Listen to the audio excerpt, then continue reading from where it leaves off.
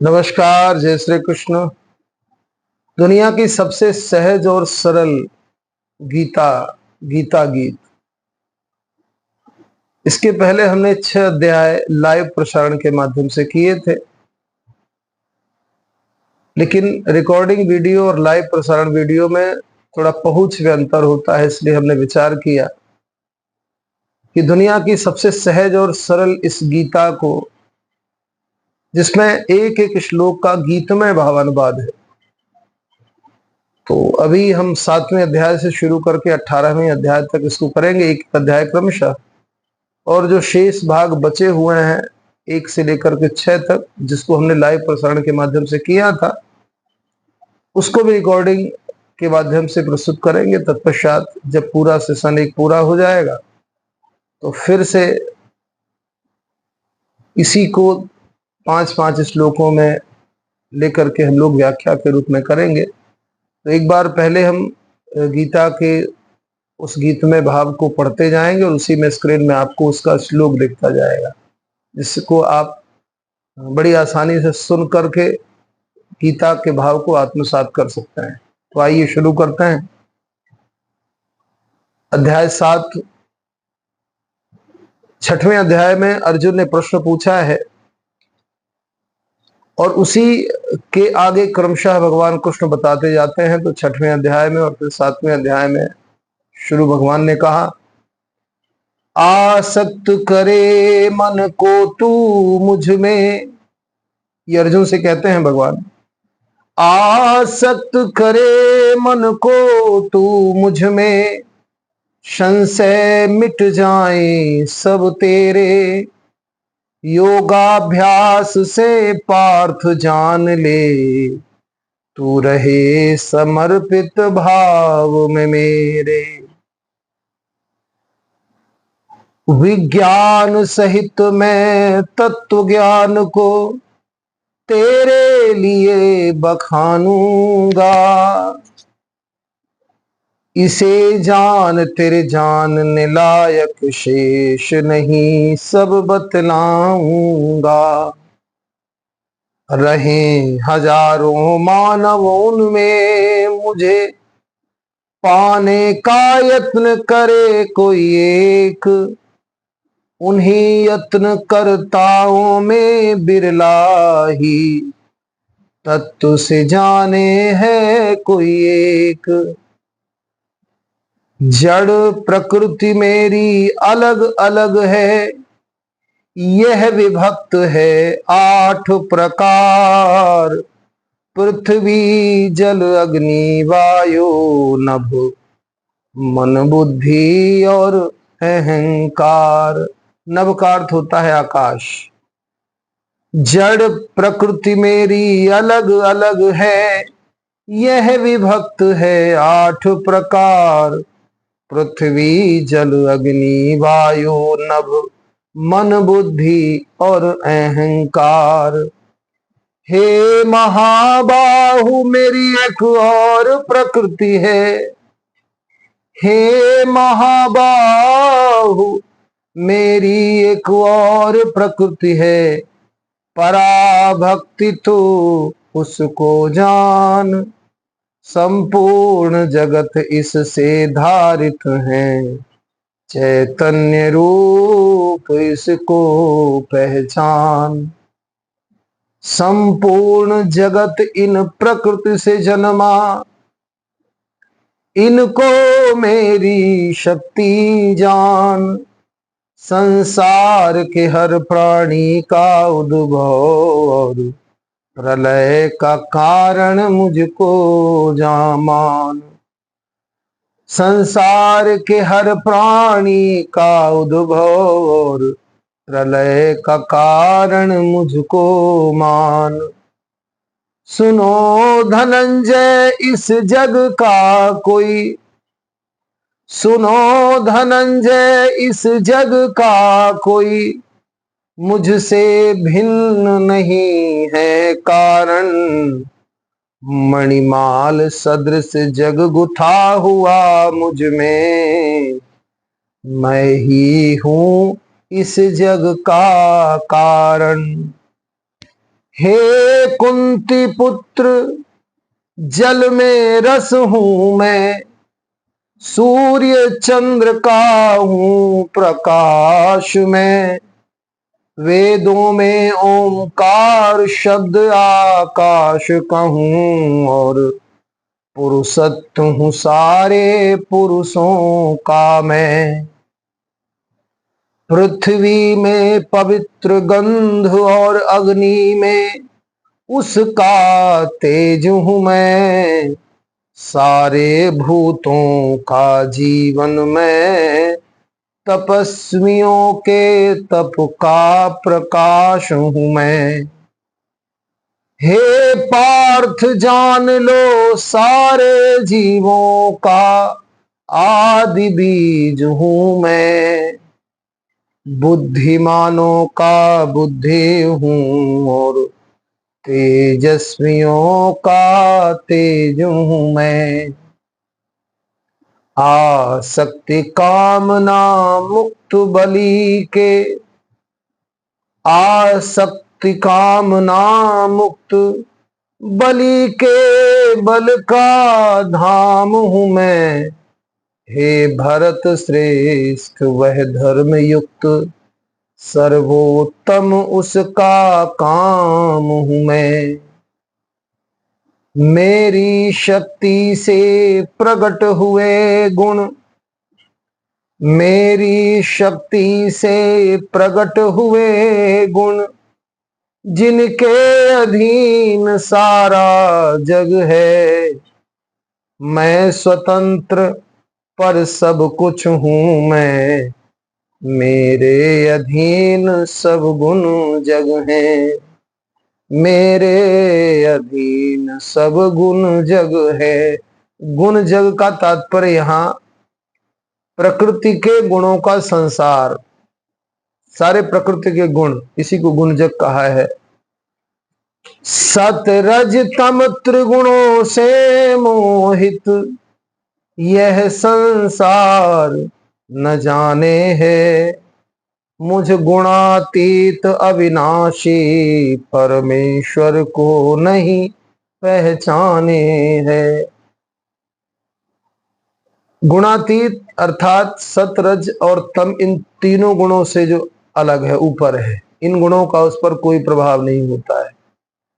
त्रिगुणात्मक प्रकृति की दैवी शक्ति पार न कोई पाएगा, शरणागत है जो मेरी वो आसानी से तर जाएगा। जो निपट मूर्ख अति नीच प्रकृति के माया से मोहित होते हैं, जो निपट मूर्ख अति नीच प्रकृति के माया से मोहित होते हैं, असुरों की नास्तिक वृत्ति धरे नर दुष्ट न शरणागत होते हैं। असुरों की नास्तिक वृत्ति धरे नर दुष्ट न शरणागत होते हैं। उत्तम कर्ता के, उत्तम कर्म के कर्ता अर्जुन, बहुत ध्यान से सुनेंगे। उत्तम कर्म के कर्ता अर्जुन सदा ही मुझको भजते हैं। हे भरत श्रेष्ठ वो चार आर्त जिज्ञासु अर्थार्थी और ज्ञानी कहलाया करते हैं। चार प्रकार के भक्तों को बताया, आर्त, जिज्ञासु, अर्थार्थी और ज्ञानी। आर्त माने जो करुणा से पुकार करते हैं, जिज्ञासु जिनके अंदर जानने की इच्छा होती है, अर्थार्थी जो किसी विशेष लाभ के उद्देश्य ध्यान करते हैं, और ज्ञानी। अर्थार्थी माने कोई ना कोई अर्थ, कोई ना कोई भाव जोड़ करके, और ज्ञानी। इनमें सबसे उत्तम वो ज्ञानी तत्ववेत्ता होता है उसको प्रिय जो मुझको प्रिय जो, मैं उसको प्रिय। भगवान कहते हैं कि इन सब से उत्तम वो ज्ञानी तत्ववेत्ता है। मैं उसको प्रिय वो मुझको प्रिय जो तत्व से मुझको जानता है। सारे उदार प्रिय लगते पर ज्ञानी तो स्वरूप मेरा है। सारे उदार प्रिय मुझको लगते पर ज्ञानी तो स्वरूप मेरा है। वह सदा रहे मुझ में स्थित, मैं लक्ष्य हूँ उसका चिंतन करता वो मेरा है। वह सदा रहे मुझ में स्थित, मैं लक्ष्य हूँ उसका चिंतन करता वो मेरा है। जन्मों जन्मों के फल स्वरूप, जन्मों जन्मों के फल स्वरूप जिसे ज्ञान सत्य का होता है। सारे कारण का जाने कारण वो शरणागत दुर्लभ कोई होता है। भोगों की इच्छा से मोहित है जो, एक बार पहले वाले श्लोक और देख ले, 19वां। सारे जन्मों के फल स्वरूप जिसे ज्ञान सत्य का होता है।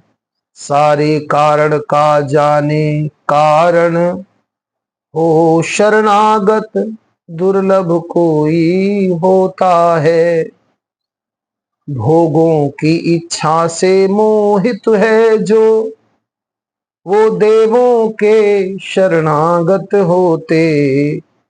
अपने अपने गुण स्वभाव से प्रेरित नियमों को धारण करते। जो जिसको भजना चाहे उसको मैं उसमें स्थिर करता हूँ। उन देवों के भक्तों की श्रद्धा को उन देवों में स्थिर करता हूँ। जिस देवता को जो भजता है और उससे जो फल पाता है, मेरे द्वारा ही विधान है किए हुए। वह इच्छित भोगों को पाता है। नाशवान फल प्राप्त देव पूजक भी जाते देवलोक में। नाशवान फल प्राप्त देव पूजक भी जाते देवलोक में। मेरा भक्त भजे जैसे भी फल तज मिल जाता है मुझ में। जो नाशवान फल प्राप्ति के लिए देवताओं की पूजा करते हैं वो भी देवलोक में जाते हैं, ये बता रहे हैं। और जो फल त्याग करके मुझे भजते हैं वो मेरे लोक को अर्थात परम कैवल्य पद को, परम पद को प्राप्त होते हैं। बुद्धिहीन जो होते वे मेरा अविनाशी भाव न जानते हैं। मन इंद्रिय से परे मुझे वो जन्मा मनुष्य ही मानते हैं। योग माया से आच्छादित सबको हूं नहीं दिखता मैं। विनाशी और अजन्मा मूर्खों को जन्मा दिखता हूं मैं। घटित हो चुका घटित हो रहा, घटित जो होगा जानू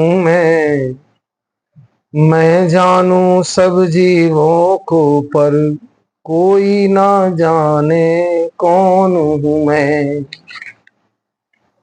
हे भारत हे परम तप सब जीव मोह को प्राप्त हुए। हे भारत हे परम तप सब जीव मोह को प्राप्त हुए, इच्छा और द्वेष जनित द्वंद्वों से अज्ञता को प्राप्त हुए। इच्छा और द्वेष जनित द्वंद्वों से अज्ञता को प्राप्त हुए। निष्काम भाव से कर्म करे उन, निष्काम भाव से कर्म करे उन पुण्यों से पाप का नाश हुआ। द्वंद्वों से मुक्त भजे मुझको, मुझ परमात्मा को प्राप्त हुआ। द्वंद्वों से मुक्त भजे मुझको, मुझ परमात्मा को प्राप्त हुआ। किसी तरह का द्वंद्व ना रहे, ये भाव है यहाँ पर, किसी तरह का द्वंद्व ना रहे। द्वंद्व से मुक्त होकर के मुझे जो बचता है वो वही परमात्मा को प्राप्त होता है। जन्म मृत्यु से मुक्ति जो चाहे, जन्म मृत्यु से मुक्ति जो चाहे, वह मुझ में शरणागत होता है। वह सदा ब्रह्म में होता, क्योंकि दिव्य कर्म का ज्ञाता है। जगत देव यज्ञों का स्वामी और कारण जानते हैं। जगत देव यज्ञों का स्वामी और कारण जानते हैं। अंत काल हो तब भी जाने, मुझे प्राप्त हो जाते हैं। इस सारे जगत का कारण जो जानता है, जो देवताओं का कारण, जो यज्ञों का स्वामी और यज्ञों का ही कारण, समस्त जग का, समस्त देवों का कारण और स्वामी जो मुझको मानता है। और कब? अंत काल में भी, क्योंकि अंत काल में मोह के कारण बहुत सारी चीजें बदल जाती हैं।